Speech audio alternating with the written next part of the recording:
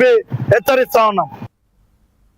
జనగామ జిల్లాలో కాంగ్రెస్ ప్రభుత్వం ఎన్నికల హామీలను అమలు చేయడంలో విఫలమైందని ఆరోపిస్తూ బీజేపీ జిల్లా కార్యాలయంలో జిల్లా అధ్యక్షుడు సౌడ రమేష్, బీజేవైఎం జిల్లా అధ్యక్షుడు ఎలబోహిన హరీష్ ఆధ్వర్యంలో ధర్మయుద్ధం పోరుపాటు పోస్టర్ను ఆవిష్కరించారు.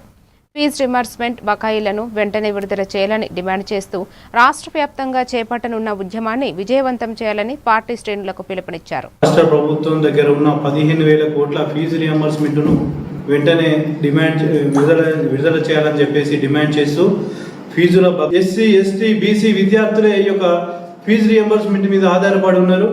ఆ యొక్క ప్రభుత్వం యొక్క ఫీజు రియంబర్స్మెంట్ను వెంటనే విడుదల చేసి ఆ యొక్క విద్యార్థులను ఆదుకోవాలని చెప్పేసి ఈ యొక్క ప్రభుత్వాన్ని మేము డిమాండ్ చేస్తున్నాం.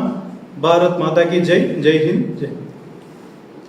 విద్యార్థుల బకాయిలు మనం ఎన్ని ఉన్నాయని తెలుసుకుంటే సుమారుగా 17,000 కోట్ల రూపాయలు తెలంగాణ విద్యార్థులకు, అంటే దాదాపుగా 40 లక్షల మంది విద్యార్థులు ఈరోజు ఈ ఫీజు రియంబర్స్మెంట్ లేక విద్యకు దూరమయ్యే పరిస్థితి ఈ తెలంగాణ విద్యార్థులు ఎదుర్కొంటారు. కాంగ్రెస్ గవర్నమెంట్కు ఇప్పటికైనా మీరు ఫీజు రియంబర్స్మెంట్ చెల్లించకపోతే, అదే విధంగా ఈ రోజు ఎవరైతే నిరుద్యోగులు ఉన్నారో నిరుద్యోగ వృత్తి చెల్లించకపోతే ఖబర్దారి కాంగ్రెస్ గవర్నమెంట్ మేము హెచ్చరిస్తున్నాం.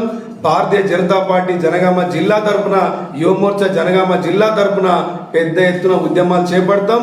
కాంగ్రెస్ పార్టీ మెడలు వంచైనా సరే మేము విద్యార్థుల పక్షాన్ని నిలబడి పోరాటం చేస్తామని చెప్పి ఈ సందర్భంగా తెలియజేస్తున్నాను. భారత్ మాతాకి